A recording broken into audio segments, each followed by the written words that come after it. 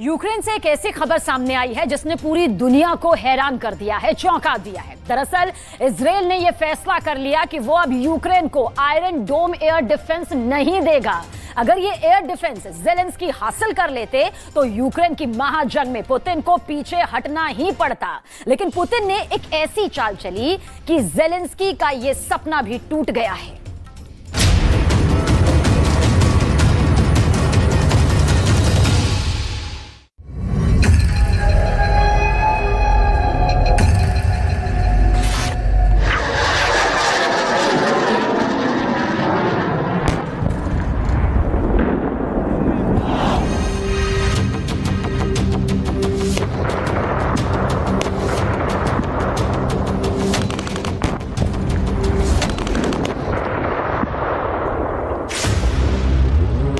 Putin की चाल को समझ पाना मुश्किल ही नहीं, नामुमकिन है।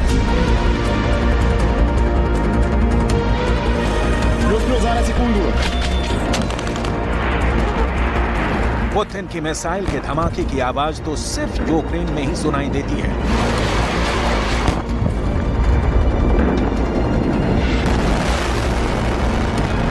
लेकिन पुतिन जब प्रेस कॉन्फ्रेंस करते हैं और बयान देते हैं तो उनके बयानों की गूंज पूरी दुनिया को सुनाई देती है। पुतिन का दोस्त हो या फिर दुश्मन, हर कोई पुतिन की बात गौर से सुनता है। और इसीलिए पुतिन के हर बयान के बाद जंग में ज़ेलेंस्की की राह और मुश्किल हो जाती है। अब नई खबर ये आई है कि इजराइल ने भी ज़ेलेंस्की को बहुत बड़ा झटका दे दिया है। रूस इस वक्त ईरान का जिगरी दोस्त है और ईरान से इजराइल की कट्टर दुश्मनी है। लेकिन इसके बाद भी ज़ेलेंस्की इजराइल से हथियार हासिल करने में फेल हो गए हैं। लेकिन इजराइल ने इस बार ऐसा बयान दिया है कि ज़ेलेंस्की के लिए जंग जीतने के सारे दरवाजे लगभग बंद हो चुके हैं। आखिर क्या है इजराइल के प्रधानमंत्री बेंजामिन नेतन्याहू का अहम बयान? कैसे ईरान की चाल कामयाब हो गई? सब कुछ हम आपको बताने वाले हैं। लेकिन सबसे पहले बात करते हैं पुतिन के उस बयान की जिसने ज़ेलेंस्की को चारों खाने चित कर दिया है। अभी 2 हफ्तों पहले ही पुतिन ने एक बयान दिया था। पुतिन ने रूस के एक आर्थिक सम्मेलन में यह कहा था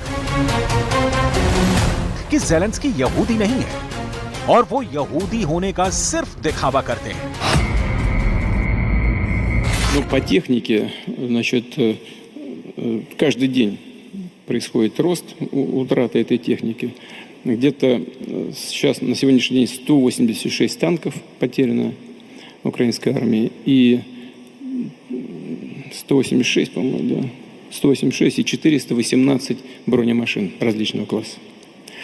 Ну, я уж сейчас не говорю про личный состав, это нужно, чтобы Министерство обороны само озвучивало. Но, повторяю, самое главное, что нет успехов ни на одном из направлений. उस वक्त जब पुतिन ने यह बयान दिया तो हर किसी को लगा कि आखिर पुतिन जैसा स्टेट्समैन किसी राजनेता के धर्म को लेकर ऐसा बयान क्यों दे रहा है। लेकिन अब जाकर यह राज खुला है कि ज़ेलेंस्की अपने यहूदी होने का फायदा उठाकर इजराइल के साथ रिश्तों को मजबूत कर रहे थे, क्योंकि इजराइल एक यहूदी बहुल देश है। और अब इजराइल के प्रधानमंत्री का ये अहम बयान आ गया है कि उन्होंने ज़ेलेंस्की को आयरन डोम जैसा दुनिया का सबसे बेहतरीन एयर डिफेंस देने से साफ साफ इनकार कर दिया है। यानी ज़ेलेंस्की का यहूदी यहूदी भाई भाई वाला फॉर्मूला पुतिन ने फेल कर दिया है।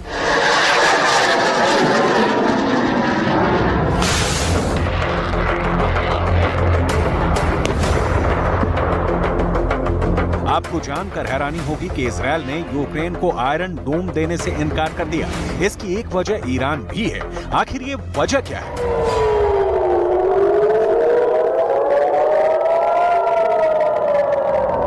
आपको आगे बताएंगे, लेकिन पहले इजराइल के प्रधानमंत्री का अहम बयान जान लेते हैं। दरअसल बेंजामिन नेतन्याहू ने कहा है कि ये समझना महत्वपूर्ण है कि हम इस संभावना से भी चिंतित हैं कि ईरान हमारे ही हथियारों का उपयोग हमारे खिलाफ कर सकता है। इजराइल एक घनी आबादी वाला देश है और पिछले सालों में फिलिस्तीन से हुई लड़ाइयों में अगर इजराइल की ज्यादा जनहानि नहीं हुई है तो इसका पूरा श्रेय आयरन डोम की प्रणाली को जाता है। जिसने दुश्मन द्वारा हम पर लक्ष्य कर लॉन्च किए गए 95% मिसाइलों और रॉकेटों को सफलतापूर्वक रोक दिया है। अगर हमने आयरन डोम की प्रणाली यूक्रेन को दी और यूक्रेन की किसी गलती से ये तकनीक ईरान के हाथों में पड़ गई तो ईरान रिवर्स इंजीनियरिंग से आयरन डोम का तोड़ निकाल लेगा और इजरायल के अंदर रह रहे हमारे लाखों नागरिकों की जान खतरे में पड़ जाएगी। दरअसल बेंजामिन नेतन्याहू ये बात बहुत अच्छी तरह से जानते हैं कि ईरान रिवर्स इंजीनियरिंग करने में माहिर है। यहाँ ये भी समझना जरूरी है कि आखिर रिवर्स इंजीनियरिंग होती क्या है।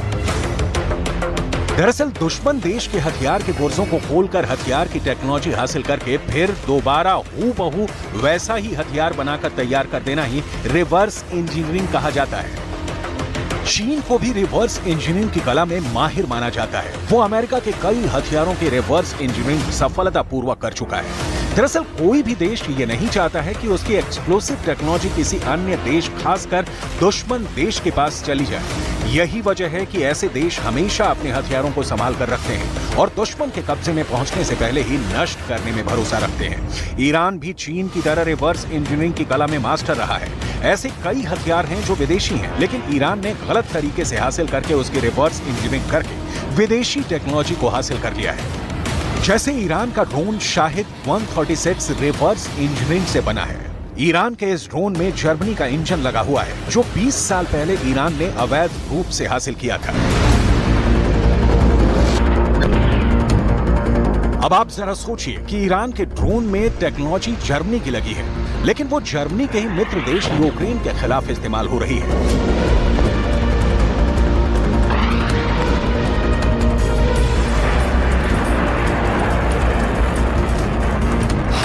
इस ईरानी ड्रोन से भी इजरायल को कितना बड़ा नुकसान पहुंचा है, ये आप इन आंकड़ों से समझ सकते हैं। ईरान ये दावा करता है कि उसके ड्रोन शाहिद 136 की रेंज 2500 किलोमीटर है और ईरान की राजधानी तेहरान की दूरी इजरायल से करीब 2000 किलोमीटर है। ईरान की एक हथियार कंपनी है जिसका नाम है IDI। इसे रक्षा उद्योग संगठन भी कहा जाता है।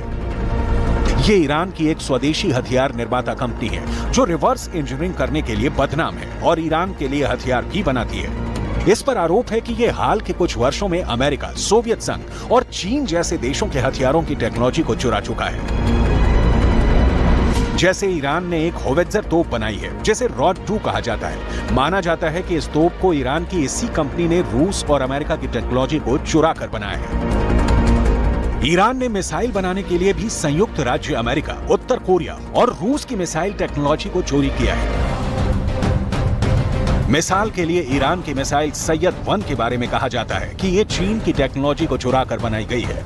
इस मिसाइल को चीन की HQ-2 सैम मिसाइल का आधुनिक संस्करण माना जाता है। ये भी HA-2 सैम की तरह 200 किलोग्राम का हथियार है और इसकी स्पीड लगभग 1200 मीटर प्रति सेकंड है। दावा किया जाता है कि ईरान की मिसाइल सैयद 2 1979 की क्रांति से पहले संयुक्त राज्य अमेरिका से प्राप्त रिम 67 मिसाइल का ईरानी वर्जन है जो रिवर्स इंजीनियरिंग से बना है। दरअसल 1979 की क्रांति से पहले ईरान और अमेरिका में दोस्ती थी और तब ईरान को अमेरिका ने रिम 66 मिसाइल दी थी जिसकी टेक्नोलॉजी अब ईरान चुरा चुका है। एक्सपर्ट्स दावा करते हैं कि ईरान का साएघे फाइटर जेट भी अमेरिका के एक फाइटर जेट की टेक्नोलॉजी की रिवर्स इंजीनियरिंग है। दिसंबर 2011 में ईरान ने घोषणा की थी कि उसने एक अमेरिकी RQ-170 सेंटिनल ड्रोन को पकड़ लिया है। ईरान ने दावा किया था कि यह ड्रोन जासूसी करने के लिए ईरानी हवाई क्षेत्र में घुसपैठ करके आया था। ईरान ने अमेरिका के इस ड्रोन को वापस नहीं किया बल्कि उस अमेरिकी ड्रोन की रिवर्स इंजीनियरिंग शुरू कर दी। ईरान के इंजीनियरों ने ड्रोन के डिजाइन और तकनीक को सफलतापूर्वक समझ लिया और फिर स्टेल्थ ड्रोन का ईरानी वर्जन तैयार कर लिया। इसके अलावा भी ईरान ने UAV, क्रूज मिसाइल और लड़ाकू विमान भी आधुनिक तकनीक वाले तैयार कर लिए हैं। उत्तर कोरिया की योनो श्रेणी की पनडुब्बियों पर आधारित ईरानी वर्जन की पनडुब्बियां भी तैयार हो चुकी हैं। इस वजह से ईरान की नौसेना की ताकत काफी बढ़ गई है। नेतन्याहू ने हालिया फ्रांस दौरे पर भी यूक्रेन को आयरन डोम देने का इशारा किया था। हालांकि वो सीधे रूस से टकराने से कतरा भी रहे थे, लेकिन ईरान को तबाह करने के लिए नाटो की मदद हासिल करने के मकसद से नेतन्याहू यूक्रेन को अपने सबसे ताकतवर एयर डिफेंस सिस्टम तक देने का मन बना चुके थे।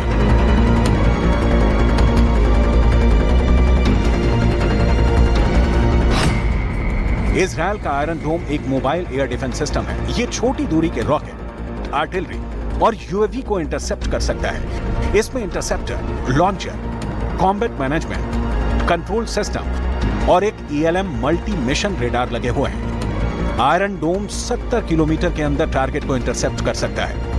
इसका सक्सेस रेट 90% तक माना जाता है। इजरायल आयरन डोम को दुनिया का सबसे ताकतवर एयर डिफेंस सिस्टम मानता है। यही वजह है कि ज़ेलेंस्की इसके जरिए यूक्रेन को अभेद्य बनाना І тим гарантованіше буде захищеність європейської безпеки і свободи. ज़ेलेंस्की और बेंयामिन नेतन्याहू के रिश्ते भी पहले काफी बेहतर थे, लेकिन ज़ेलेंस्की इस बात से काफी नाराज हैं कि इजरायल उनको हथियार नहीं भेज रहा है। ज़ेलेंस्की आयरन डोम को इसलिए हासिल करना चाहते थे क्योंकि आयरन डोम का परफॉर्मेंस बहुत अच्छा है। साल 2022 अगस्त के महीने में फिलिस्तीन के आतंकी गुटों की तरफ से इजरायल पर 600 रॉकेट दागे गए थे। आयरन डोम ने फिलिस्तीन के 582 रॉकेट नष्ट कर दिए थे, लेकिन 18 रॉकेट इजरायल के इलाकों में गिरने में कामयाब रहे। यानी आयरन डोम इस बार 97% तक प्रभावी रहा।